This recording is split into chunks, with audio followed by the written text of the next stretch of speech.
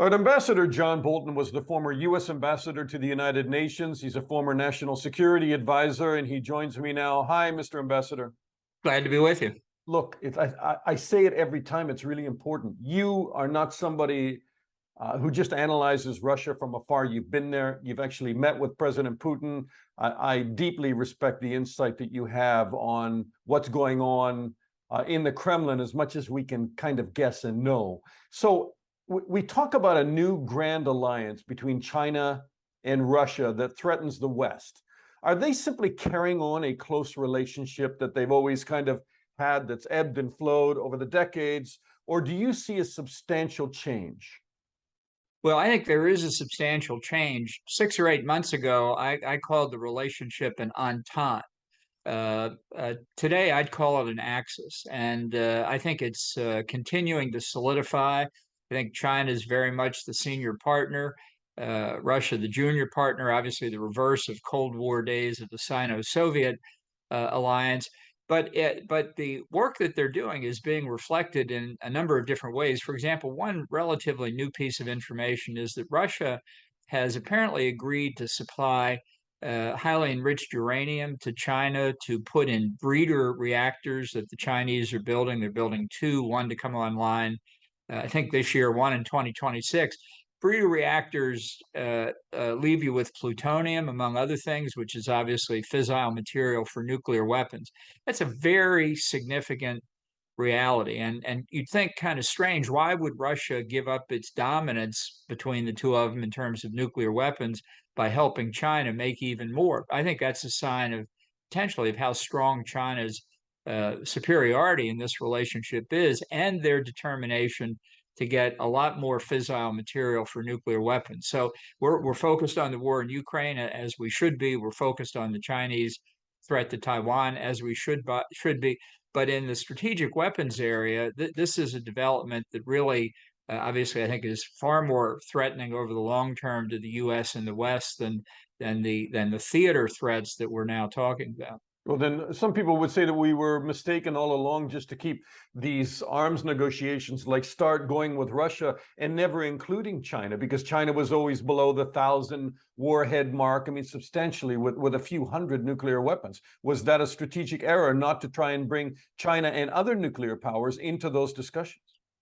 Well, I think it certainly was in the days after New START was signed and ratified in 2010. You could still say back then that a bipolar approach made sense, Russia, U.S.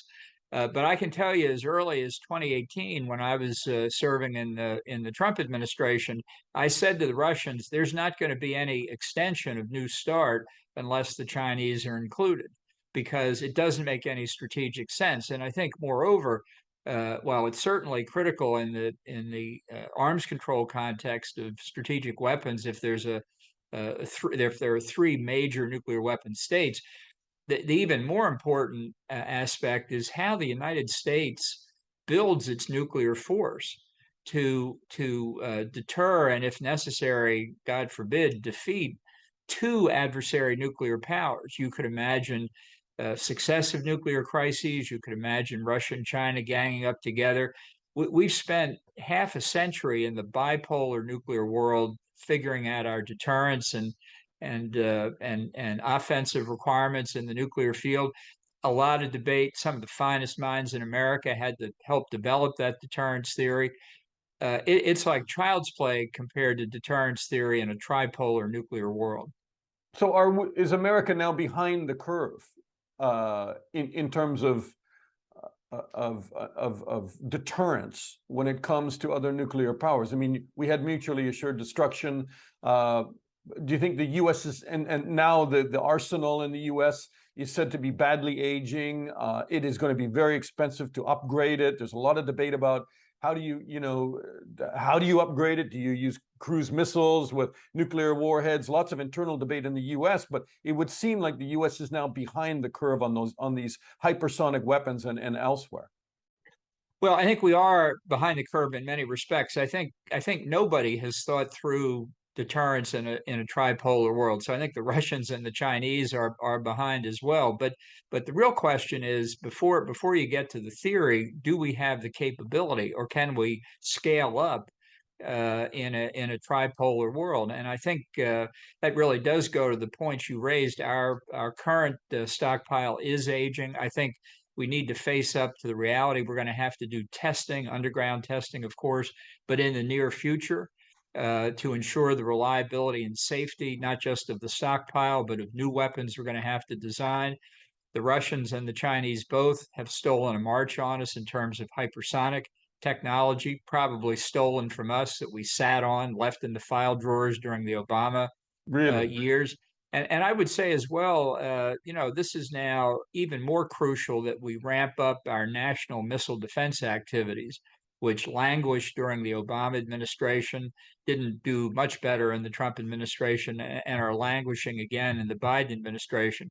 It may be difficult to have adequate missile defense, but certainly from the threat of rogue states like Iran and North Korea and an emerging China, we've got to have something that protects our civilian population other than mutual assured destruction. That was an unacceptable strategy during the Cold War. That's what Reagan's Strategic Defense Initiative was all about. I think we've got to put a real priority back on national missile defense. And by the way, our allies, South Korea, Japan, and others who are Taiwan, very worried about the Chinese threat. For them, even our theater missile defense capabilities constitute national missile defense, and they are very eager to get moving on that. And then we can turn the corner and start talking about North Korea. And I know you've talked a lot about getting tough with North Korea. But look, I don't have a lot of time with you. I want to talk to you about Ukraine. Jens Stoltenberg, the head of NATO, has come out this week. He says, let's be clear, Ukraine's rightful place is in the Euro-Atlantic family. He told a news conference, Ukraine's rightful place is in NATO. I mean, without question. And he says all the NATO members agree on that. Where do you line up on this? Well, I was out of the Bush administration in April of 2008 already, but he proposed bringing Georgia and Ukraine into NATO on a fairly fast track. That was rejected by France and Germany. It was a critical mistake for the alliance. 4 months later, the Russians attacked Georgia, and 6 years later, they attacked Ukraine. The problem now for NATO is that we've never admitted a country where foreign troops are on their soil against their will, because that would put NATO into a state of war automatically. And that's obviously the situation we face in Ukraine today. But I think what Stoltenberg is reaching for, and if I understand him correctly, I support the idea, we've got to find a new formula here. Ukraine is fighting a war for its own survival, but also as a surrogate for NATO. They are fighting a war on our behalf. Which is one good reason why we're providing military assistance. So I think getting Ukraine better integrated into NATO military structures makes enormously good sense. We've already seen public discussion about how the conflict has revived NATO military cooperation, integrating especially the Central and Eastern European NATO members much more under, let's be honest, U.S. command by the European Command, which is also the NATO Supreme Command. I think that makes a lot of good sense, and I think Ukraine ought to be part of it. I mean, the Russians would say you're pouring gasoline on the fire, that one of the reasons that they invaded Ukraine, and Mr. Ambassador, as you know, there are many reasons that they've given, and they seem to change and bounce back and forth week to week. But they say one of the reasons is that Ukraine was heading for NATO, and they will not accept NATO being in their backyard, on their front doorstep. Yeah. Look, after the collapse of the Soviet Union, NATO expanded because the Eastern European countries wanted protection from Russia. Just look at their history. We didn't seek them out. They came pounding on our door, and it was right to admit them. Where we made a mistake, NATO collectively, was leaving a gray zone, Ukraine, Belarus, Moldova, east of NATO's eastern border, west of Russia's western border. It was an invitation to meddle and cause trouble. It's exactly what the Russians have done. So I think we just have to look at the new reality. And by the way, I'm very worried about Moldova. It may look like a small country, but Russian forces never left after the breakup of the Soviet Union. It's in Ukraine's rear, threatens Romania and really Central Europe. And by the way, if Russia's worried, they might want to look at their most northern border, where Finland has just joined NATO, adding 800 miles of NATO frontier to their border. caused by what? By their invasion of Ukraine. So if they're worried about ramping things up, let's come back to the root cause. If they hadn't invaded, we wouldn't be talking about this.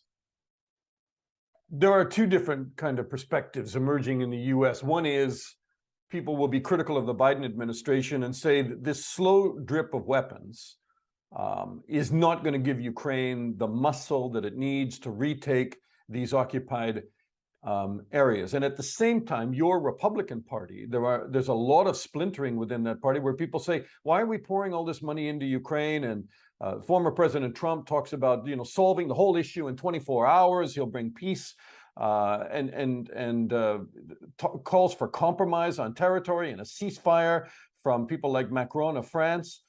Where is this heading, do you think? Well, I think Trump just once again demonstrated why he's not fit to be president. There's nobody else in the world thinks that he or anybody else can solve the Ukraine-Russia conflict in 24 hours. And it is true that there is a spread of some isolationist sentiment in the Republican Party manifested in Ukraine, largely, I think, because of Trump's influence. I don't think it's substantial, at least I hope not. Certainly, I'm working to make sure it doesn't become substantial. Macron is no help with repeated efforts to find a way to compromise with Putin. And by the way, after his recent trip to China, where he suggested strategic autonomy for Europe and that Europeans shouldn't follow America's lead dealing with China.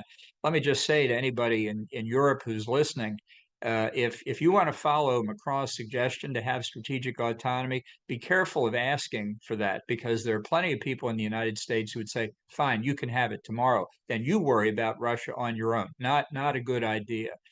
Look, the Ukrainians were innocent victims of unprovoked Russian aggression here. This war is not their fault, and it's not our fault. It does have benefits for the United States. As Secretary of Defense Austin said months ago, the Russians are feeding their army into a wood chipper, and they can continue to do it if they want to. It's reducing Russia's conventional capabilities. We are getting battlefield testing of weapons, and we'll soon get battlefield testing of the latest version of the Abrams tank. I don't think it's been in combat since the second Gulf War during the George W. Bush administration. It's had a lot of improvements. Let's see how it does on the battlefield. There have been no American casualties here, and I think it's giving us proof of a lot of our capabilities. It ought to be worrying not just Russia, but China. The Biden administration is certainly guilty of a totally non-strategic approach in its supply of assistance, and that's one reason why the war's dragged on so long. We need a strategy. If our objective is to restore Ukraine to full sovereignty and territorial integrity, let's have a strategy to do that. I don't see it from the Biden administration yet. You would up the supply of weapons to Ukraine, give them more of what they need. Any example of what that might be? Well, certainly the F-16, which they've asked for, going back to the beginning, they asked for MiGs, and the Secretary of State said yes, and the President said no. Now they're being supplied with MiGs 13 months later. This is an example of the non-strategic approach we followed. I mean, a strategy is decide your objectives and then figure out what resources you need. It would be a nice time to start 14 months into the war. Ambassador Bolton, it's always a pleasure to talk to you. I don't know if I come away any smarter, but I always come away better informed, sir. Thank you so much.